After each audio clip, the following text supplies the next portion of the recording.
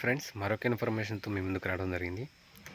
YSR Congress party చేపట్టిన కోటి సంతకాల ఉద్యమం ఇది చివరి దశకు చేరుకుంది. రేపు 17వ తారీఖున మరి గవర్నర్ గారిని వైఎస్ జగన్మోహన్ రెడ్డి కలవబోతున్నారు. మరి మెడికల్ కాలేజీల ప్రైవేటీకరణ అంశం భాగంగా దీనికి వ్యతిరేకంగా మరి వైఎస్ఆర్ కాంగ్రెస్ పార్టీ భారీ ఎత్తున నిరసనలు, భారీ ర్యాలీలు, అలాగే మరి ఉవ్వెత్తున ఎగసిపడ్డాయి. అయితే రాష్ట్రంలో పీపీపీ అనే విధానం మరి సరైనదే, కానీ దాంట్లో పెట్టేవాడు మనోడు అయితే మరి ఎంతైనా కొంచెం మనల్ని చూసుకుంటాడు పెట్టడానికి. మనోడే కానప్పుడు ఎవరు చూస్తారు మనల్ని అన్న చందంగా ఉంది మరి ఈ పీపీపీ విధానం. అయితే పీపీపీ విధానంలో కొన్ని ప్రాజెక్టులు నిర్మించారు. మీకు ఒక ఎగ్జాంపుల్ చెప్తా. హైదరాబాద్ మెట్రో దాదాపు 23,000 కోట్లు పెట్టి మరి మెట్రో నిర్మించడం జరిగింది. ఈరోజు తెలంగాణ ప్రభుత్వం పీపీపీ విధానం నుంచి ఖచ్చితంగా మేమే కొంటామని చివరికి డబ్బులు లేక రేవంత్ రెడ్డి గారి గవర్నమెంట్ చేతులెత్తేసిన పరిస్థితి.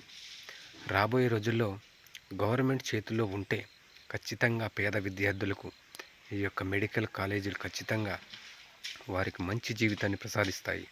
జగన్మోహన్ రెడ్డి గారు చేసిన ఈ యొక్క ఆలోచన మంచిదే, కానీ 17 కాలేజీలకు అనుమతులు తేవటమే గొప్ప.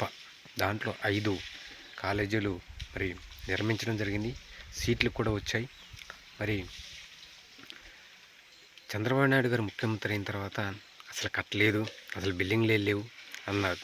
కానీ కొన్ని మెడికల్ కాలేజీలో ఒక 2 రోజుల క్రితం మరి మంత్రి సత్యకుమార్ గారు దాంట్లో సీట్లు వచ్చాయని, దాదాపు అక్కడ 90 సీట్లు, పులివెందుల్లో 70 సీట్లు వచ్చాయని ప్రకటించడం జరిగింది. మరి కాలేజీలు లేనప్పుడు ఈ సీట్లు ఎక్కడి నుంచి వచ్చాయి? వారిని ప్రశ్నించుకోవడం జరిగింది. వీరు ఏం చేస్తున్నారంటే జగన్మోహన్ రెడ్డి గారిని 2019లో తక్కువ అంచనా వేసినట్లే మళ్ళీ వేస్తున్నారు. తెలుగుదేశం పార్టీ తీవ్ర తప్పిదం చేస్తుంది, చారిత్రక తప్పిదం చేస్తుంది. మరలా 2019లాగా తక్కువ అంచనా వేస్తే ఖచ్చితంగా 2029లో బొక్క బోర్ల పడటం ఖాయం. జగన్మోహన్ రెడ్డి కొట్టే దెబ్బకు ఖచ్చితంగా తెలుగుదేశం పార్టీ కానీ ఎన్డీఏ కానీ కూలటం ఖాయంగా కనిపిస్తుంది. ఎందుకంటే వారు చేసే విధానాలు, అమరావతిని 1,00,00 కోట్లు పెట్టి కడతామని 2014లోనే ప్రకటించడం జరిగింది. అప్పట్లో 2018 కల్లా మొదటి ఫేజ్ పూర్తి చేద్దామని చెప్పారు. కానీ 18 కల్లా కనీసం దాన్ని గ్రౌండ్లో పునాదులు కూడా తీయకుండా వదిలేశారు. కొన్ని వేసారులే కానీ అవి పూర్తి కాలేదు. అందుకే 2019లో గట్టి గుణపాఠం చెప్పారు. ఎవరైతే ఆంధ్రప్రదేశ్ రాజకీయ నాయకులు సొల్లు కబుర్లు చెప్పకుండా మీరు గ్రౌండ్ వర్క్లోకి వచ్చి పని చేయండి, అప్పుడు ఖచ్చితంగా ప్రజలు మిమ్మల్ని నమ్ముతారు. ఏదైనా మీరు కళ్ళబొల్లి మాటలు చెప్తే మాత్రం 2019లో జరిగిన టీడీపీకి, 2024లో జరిగిన వైసీపీకి అదే సేమ్ గతి పడుతుందని ఆంధ్రప్రదేశ్ ప్రజలు సిద్ధంగా ఉన్నారు.